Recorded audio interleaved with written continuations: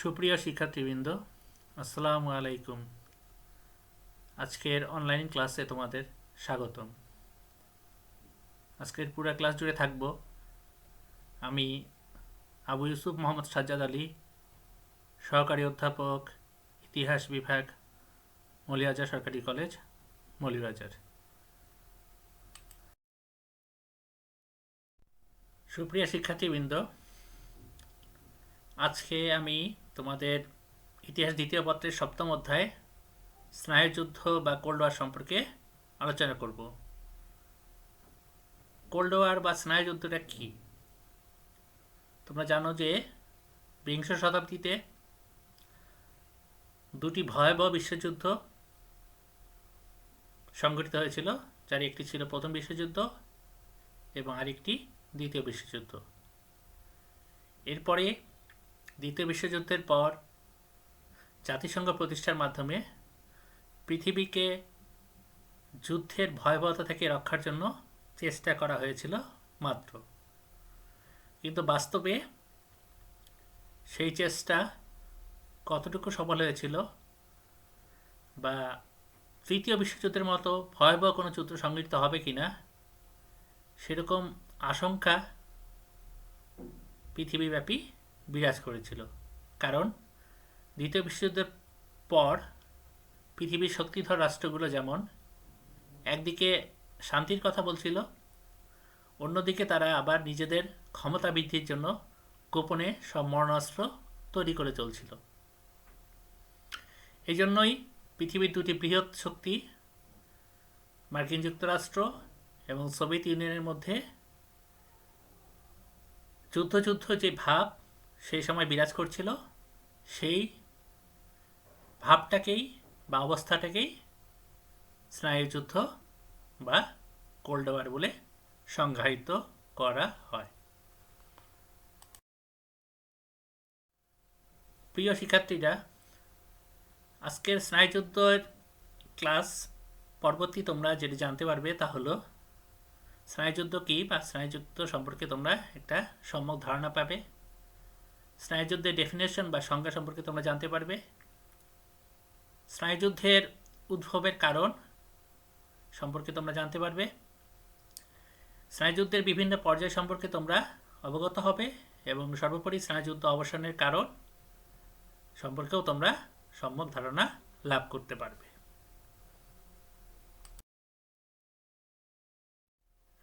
প্রিয় শিক্ষার্থীরা, এ পর্যায়ে আমরা স্নায়ুযুদ্ধ বা কোল্ড ওয়ারের ধারণা এবং এর সংজ্ঞা সম্পর্কে আলোচনা করার চেষ্টা করব। স্নায়ুযুদ্ধ বা কোল্ড ওয়ার বলতে সাধারণত যুদ্ধ নয় অথচ যুদ্ধ যুদ্ধ ভাব এমন একটি অবস্থাকে বোঝায়।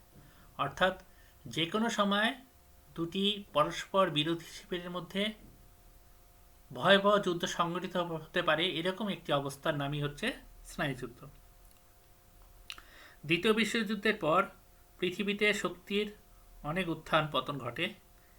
ব্রিটেন ও ফ্রান্সের পরিবর্তে মার্কিন যুক্তরাষ্ট্র এবং সোভিয়েত ইউনিয়ন পৃথিবীর প্রধান দুই পরাশক্তির রূপে আবির্ভাব ঘটে। এ সময় মার্কিন যুক্তরাষ্ট্র ও সোভিয়েত ইউনিয়ন দুটি মতাদর্শে বিভক্ত হয়ে রাজনীতির মাঠে নামে। মার্কিন যুক্তরাষ্ট্রের নেতৃত্বে ছিল পুঁজিবাদ বিশ্ব এবং সোভিয়েত ইউনিয়নের নেতৃত্বে ছিল সমাজতান্ত্রিক বিশ্ব। মার্কিন যুক্তরাষ্ট্র প্রচার করে যে ধনতন্ত্র এবং গণতন্ত্রের পথে পৃথিবীতে সুখ শান্তি আসবে। অপরপক্ষে সোভিয়েত ইউনিয়ন প্রচার করে সমাজতন্ত্র বা সাম্যবাদের পথে পৃথিবীকে দারিদ্র্যমুক্ত ও শোষণমুক্ত করা যাবে।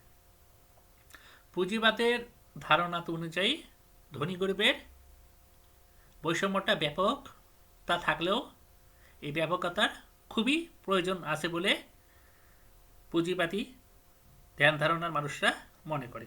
পক্ষান্তরে সমাজতান্ত্রিক মতবাদের মানুষরা বিশ্বাস করে যে মানুষে মানুষে যতক্ষণ পর্যন্ত পাহাড়সম বৈষম্যের অবসান না ঘটবে ততক্ষণ পর্যন্ত পৃথিবীব্যাপী সুখ শান্তি বিরাজমান করা কখনোই সম্ভব নয়।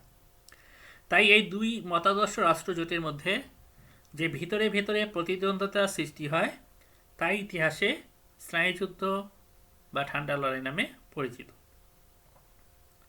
1945 খ্রিস্টাব্দে স্ট্যালিন কর্তৃক পূর্ব ইউরোপের প্রতি গৃহীত রুশ নীতি এবং মার্কিন প্রেসিডেন্ট ট্রুম্যানের তীব্র বিরোধিতার মধ্য দিয়ে স্নায়ুযুদ্ধ শুরু হয় এবং শেষ হয় 1990 খ্রিস্টাব্দে সোভিয়েত ইউনিয়নের ভাঙ্গনের মধ্য দিয়ে।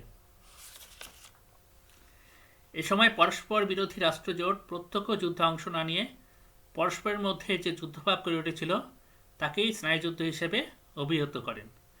যেহেতু যুদ্ধনায়কেরও আন্তর্জাতিক রাজনৈতিক নেতৃবৃন্দ স্নায়ুর এক বিরাট চাপের মধ্যে ছিলেন, সেহেতু একে স্নায়ুযুদ্ধ বলা হয়।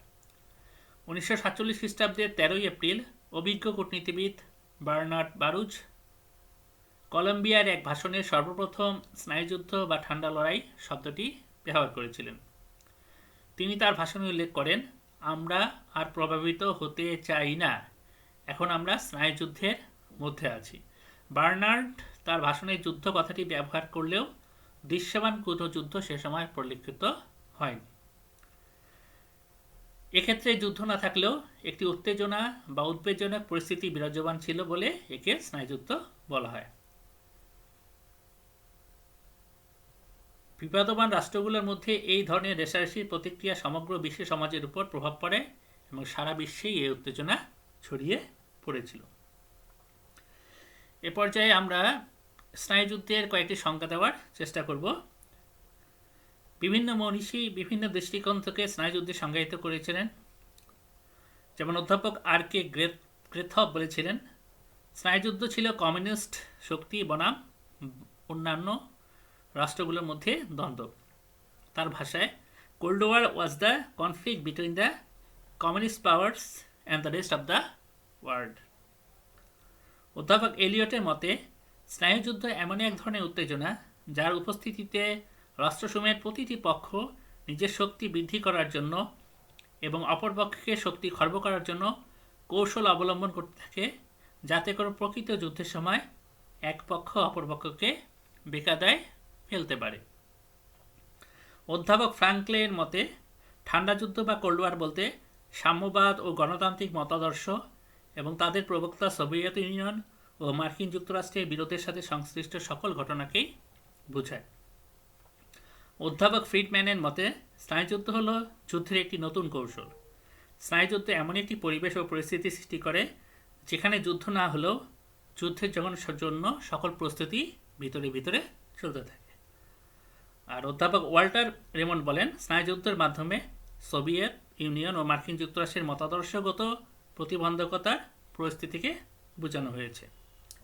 এভাবে বিভিন্ন ব্যক্তি বিভিন্নভাবে স্নায়ুযুদ্ধের সংজ্ঞায় করেছেন।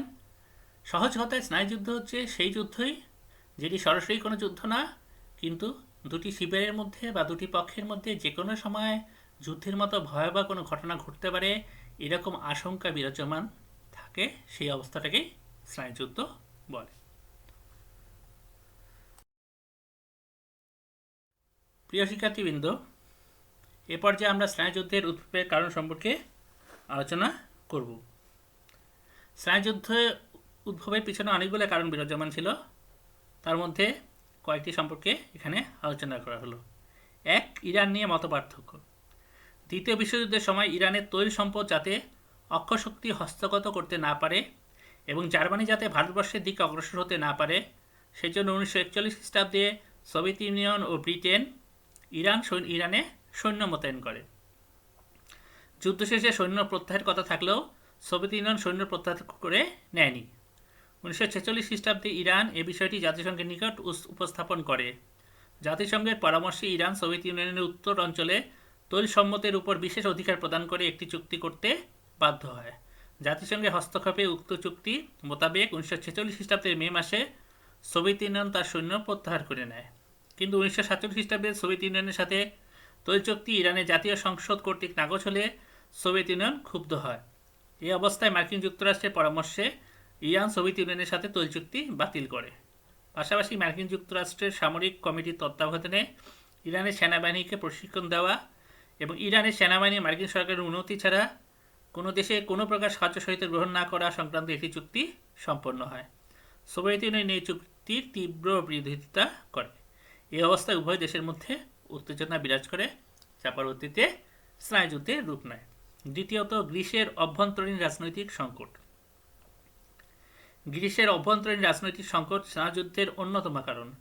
দ্বিতীয় বিশ্বযুদ্ধের শুরুতে জার্মানি গ্রিস দখল করে নিলে 1944 খ্রিস্টাব্দে ইংরেজ সেনাবাহিনী গ্রিসকে জার্মানি দখল থেকে মুক্ত করে। এই কারণে সোভিয়েত ইউনিয়ন ও ব্রিটেনের মধ্যে এক চুক্তি মোতাবেক গ্রিসের উপর ইংরেজদের দখল স্বীকার করে নেওয়া হয়। 1945 খ্রিস্টাব্দে গ্রিসের জাতীয় নির্বাচনে কমিউনিস্ট দলকে জয়যুক্ত করে গ্রিসকে কমিউনিস্ট রাষ্ট্র করার চেষ্টা করলে রাশিয়ার সাথে মার্কিন যুক্তরাষ্ট্রের আদর্শগত বিরোধের সৃষ্টি হয়। তৃতীয়ত, তুরস্ক বিদ্রোহ। 1945 থেকে 1947 খ্রিস্টাব্দের সময়কালে তুরস্কের ঘটনাবলিতে মার্কিন যুক্তরাষ্ট্রের সাথে সোভিয়েত ইউনিয়নের সম্পর্কের ফাটল ধরে। 1945 খ্রিস্টাব্দে সোভিয়েত ইউনিয়ন পূর্বের চুক্তি অনুযায়ী তুরস্কের পূর্বে অবস্থিত প্রদেশের উপর দখল দাবি করে। এ সময় মার্কিন যুক্তরাষ্ট্র তুরস্কের পক্ষ অবলম্বন করে, ফলে মার্কিন যুক্তরাষ্ট্রের সাথে সোভিয়েত ইউনিয়নের বিরোধ সৃষ্টি হয়, যে বিরোধ স্নায়ুযুদ্ধের সৃষ্টিতে ইন্ধন জুগিয়েছিল। চতুর্থত, চার্চিলের বক্তৃতা। ব্রিটিশ প্রধানমন্ত্রী উইনস্টন চার্চিল 1946 খ্রিস্টাব্দে ফুলটনে এক বক্তৃতা দেন। অনেকে মনে করেন চার্চিলের এই বক্তৃতাই স্নায়ুযুদ্ধের সৃষ্টি করে। চার্চিল তার বক্তৃতায় মধ্য ও পূর্ব ইউরোপীয় রাষ্ট্রগুলিকে সোভিয়েত বলয় থেকে বের করে আনার জন্য মার্কিন যুক্তরাষ্ট্রের পদক্ষেপ গ্রহণ করার আহ্বান জানায়। এতে সোভিয়েত ইউনিয়ন বেশ ক্ষুব্ধ হয়। পঞ্চমত, মার্কিন নীতি। 1939 খ্রিস্টাব্দের 5 জুন মার্কিন পররাষ্ট্র সচিব জর্জ মার্শাল ইউরোপে অর্থনৈতিক পুনরুজ্জীবন সম্পর্কে মার্কিন নীতি বা মার্শাল পরিকল্পনা ব্যাখ্যা করতে গিয়ে বলেন, মার্কিন যুক্তরাষ্ট্রের নীতি বিশেষ কোনো দেশ বা মতবাদের বিরুদ্ধে নয়। এই নীতি সার্বিকভাবে ক্ষুধা, দারিদ্র্য, হতাশা ও বিশৃঙ্খলার বিরুদ্ধে। এর লক্ষ্য হল স্বাধীন রাষ্ট্রগুলোর অস্তিত্ব রক্ষা করা। এ ব্যাখ্যায় তিনি আরও বলেন, যেসব সরকার, রাজনৈতিক দল বা গোষ্ঠী মানুষের সমস্যা বজায় রেখে রাজনৈতিক ও অন্যান্য সুবিধা লাভের উদ্যোগ নেবে, মার্কিন যুক্তরাষ্ট্র তাদের বিরোধিতা করবে। মার্শাল তার ব্যাখ্যায় সচেতনভাবে কমিউনিজমের কোনো কথাই উল্লেখ করেনি, বরং ইচ্ছাকৃতভাবে ক্ষুধা, দারিদ্র্য ও বিশৃঙ্খলার বিরুদ্ধে অভিযান পরিচালনার কথা ব্যক্ত করেছেন। কমিউনিস্টরা এ ব্যাখ্যার অন্তরালে গুরু রহস্য উন্মোচন করতে পারলেও এ বক্তব্যের বিরোধিতা করতে পারেনি। তাহলে ক্ষুধা, দারিদ্র্যের পক্ষ অবলম্বন হয়ে যায়। তবে সোভিয়েত ইউনিয়ন মার্শালের এ ব্যাখ্যায় অভিসন্ধি বুঝতে পারে, ফলে ভিতরে ভিতরে দ্বন্দ্বের সৃষ্টি হয়, যা স্নায়ুযুদ্ধে রূপ নেয়। এছাড়া আরও কিছু সমসাময়িক পরিস্থিতির কারণে স্নায়ুযুদ্ধের উদ্ভব ঘটেছিল, যেমন ইয়েল্টা চুক্তি সংক্রান্ত বিরোধ, রাশিয়ার সামরিক শক্তি বৃদ্ধি, পুঁজিবাদ এবং সমাজতন্ত্রের মধ্যে দ্বন্দ্ব, এবং সর্বোপরি তৃতীয় বিশ্বের উপর কর্তৃত্ব নিয়ে দ্বন্দ্ব। তো প্রিয় শিক্ষার্থীবৃন্দ, স্নায়ুযুদ্ধের উদ্ভবের কারণগুলো মধ্যে এই কারণগুলো ছিল অন্যতম, যেগুলোর কারণেই পরবর্তীতে পৃথিবীব্যাপী একটি যুদ্ধের ভয়াবহ পরিস্থিতির সৃষ্টি হয়েছিল। সুপ্রিয় শিক্ষার্থীবৃন্দ, স্নায়ুযুদ্ধ সম্পর্কে আমি এতক্ষণ যে আলোচনা করলাম, আশা করি তোমরা বুঝতে পেরেছ। পরবর্তী ক্লাসে আমি স্নায়ুযুদ্ধের পরবর্তী অংশ অর্থাৎ এর বিভিন্ন পর্যায় সম্পর্কে আলোচনা করার চেষ্টা করব। সেই পর্যন্ত সবাই ভালো থেকো, সুস্থ থেকো। আল্লাহ হাফেজ।